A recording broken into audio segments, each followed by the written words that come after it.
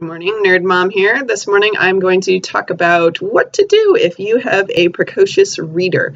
My son is 6 years old, and he's probably reading at like a 4th or 5th grade level. However, he's still a 6-year-old. This presents a problem because most things at the level that he can read are not super interesting for him, or they're just way beyond his life experience and he's just not really there yet. He doesn't have all the context that he needs to read a lot of things, and he also, emotionally and socially, he's very much 6 years old, so he doesn't really get a lot of like sarcasm or nuanced things like that. And he's still at the point where even though he can read quite well, he really likes pictures. He wants those pictures. So I'm going to go through a stack of books. It's been difficult for us to keep up with his pace of reading. So we're sort of on the constant hunt for things that would be suitable for him. So basically we could entitle this video, Where to Go After Captain Underpants. This was probably his earliest reading material that he was going through on his own. I think I read a few of these to him, but pretty soon he was off on his own. There's also a series also by Dav Pilkey that's sort of a spin-off of this. It's called Super Diaper Baby. That's at an even easier level than Captain Underpants. So if you have somebody who's kind of like, they can read, but they're kind of like, oh, I don't know if I can read a whole book. Super Diaper Baby is a good one. My kid goes, he went through these a number of times. He read them a bunch. Everybody likes Captain Underpants. I mean, it's potty humor, right? Like, yeah. There's not much to say about that. It's got pictures, it's funny, flip-a-rama, whatever. We also went through probably about 20 or 30 of, what are these called? The Magic Treehouse, okay? These are standard because each one is in a certain historical period or at an event in history. The thing with these is they're really formulaic. Like every single one is the same. It's basically like there's two kids. They go into the treehouse. They open up a book and there's not much beyond that. And my kid is not super into history, so unless your kid is like really riveted by like these places in the past and needing to know about them, these aren't going to be great. And they have some pictures, so that kind of anchors the kids in the text a little bit. So those are pretty good, but take what you may from that. Where my kid really took off was graphic novels, so I'm going to go through like a bunch of those. One of the first ones he loved is Jellaby. Excellent visual storytelling with not a huge amount of textual density. So it really got him reading and confident in his reading when he was first sort of starting out on his own. And you can sort of, follow the story from the pictures as well. So he really liked this. It's about a little girl and this monster that she finds. I'm hoping for the next volume to come soon because I really liked it too. So in the vein of graphic novels, the next one that he went through is this giant door stopper. Okay, Bone. I actually am not a fan of this. I think it's written for adults, sort of, but the story is just like really simple and straightforward. Like there's this guy and he ends up in this valley and he's trying to get home at first, and he just meets some people and there's some monsters. Like, I mean, that's basically it. And I didn't really find that it was groundbreaking or anything, but it was really riveting for my 6-year-old. So, sort of like mild peril, nothing super bad ever happens to characters. And there's a bit of humor and stuff, and it's all black and white. I believe you can get this in like separate volumes. If this is a little intimidating to your kid, but seriously, my 6-year-old read this probably 2 or 3 times. So this was a good one. This is a good bang for your buck right here. I reviewed before in another video, Zita the Spacegirl by Ben Hatke. He also has another series started called Mighty Jack. Both of these are excellent, highly, highly recommended graphic novels. Just perfect for all ages, like my kid would read these and then my husband and I would fight over who got to read them next. So that's, yeah. I haven't read this one, but there's Giants Beware, and then there's another one that's like Dragons Beware. I'm not sure how many of these, but also another graphic novel, adventure stories, sort of fantasy fair, kid as protagonist. I think that's a girl, I'm not sure, but I like, having female protagonists from time to time for my son, just to show him that girls can do it too. Rutabaga. Our whole family loved these. The Adventure Chef. Again, another fantasy fair. There's like the surface story, and then there's a lot of detail stuff in the pictures that you can kind of go back and see again. Like there's a reveal later about some characters, and then you can read it again and be like, oh, there they are. So these are really fun, and they have recipes in the back if your kid likes to do that. Mine is like, oh, can we make all these things? And so that's really fun. This is a good one. So onto the books.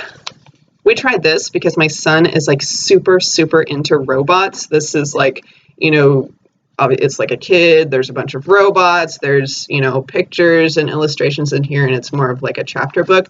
But if you notice the name, it is from the James Patterson product mill. This book is terrible. We couldn't get through it. My son didn't like it, and I didn't like it. We stopped within a chapter or two. So I'm not going to recommend that one.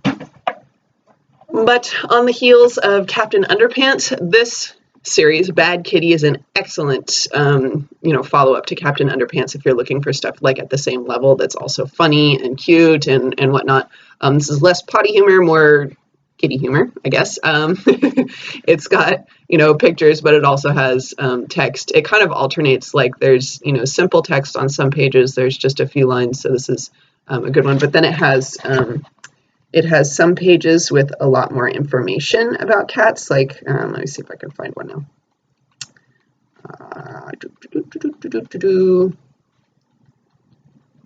Oh, come on.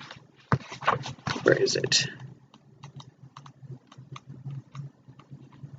Okay, here we go.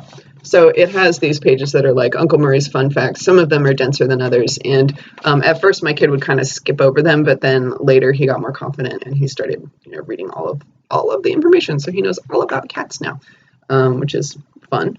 So these were good. There's like, I don't know, 8 or 10 of these.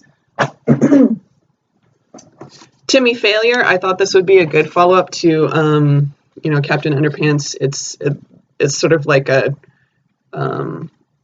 almost like a noir mystery, but for kids. And as you can see, it's got like pictures and stuff. So we didn't end up finishing this. My kid read some of it, and then he was like, can you read me some of this? And I started reading it. And the deal is that there's a lot of like sort of like subtle humor going on that adults would understand much more than kids would, just because it's sort of like there's like a lot of in-jokes for adults that are tied to like, just classic mystery and noir and stuff like that. And it totally went over my kid's head. So maybe when he gets a little bit older, but right now it's a no. This is the jackpot right here. I don't think this is the first one. This is number 3, Dragonbreath series. My kid is churning through these. There's like speech bubble dialogue, but then there's actual like, pages of text that your kid has to get through and stuff. Although, I mean, at this point, he just like flies through these, which is fantastic, and also kind of a challenge because we keep having to buy books and go to the library. So these are like, it's about a little dragon who's trying to, I think, get fire breath or something like that. He really, really likes these. He finds them funny and gripping and entertaining. So these are definitely something to check out. I love these. This one I picked up at the library. There's like 50 of these or something. Geronimo Stilton. He's like a mouse detective. This one actually has like, I don't know if you can see this, colored illustrations, and it has a lot of text that goes all over, which is kind of fun. And so there's a lot of sort of play between the visuals and the text, which is interesting. And it kind of keeps your kid rooted in the text. However, this got a little scary for him. It was too scary. He was kind of scared to go to sleep after he read this. As you can see, there's like there's a monster and stuff. And I'm sure for, an adult, it would be like, whatever. But for a 6-year-old, yeah, he was kind of like, and I think this is what caused him to have a bad dream one night. So I think we're going to hold off on these for a while, even though I'm kind of like, wow, he this was like significant enough that he was like scared, right? Like that's the power of reading right there. We also picked up this from the library. I think there's a few of these too. Stick Dog, oh my gosh, he finds these hilarious. He just like lays in his bed like just cackling.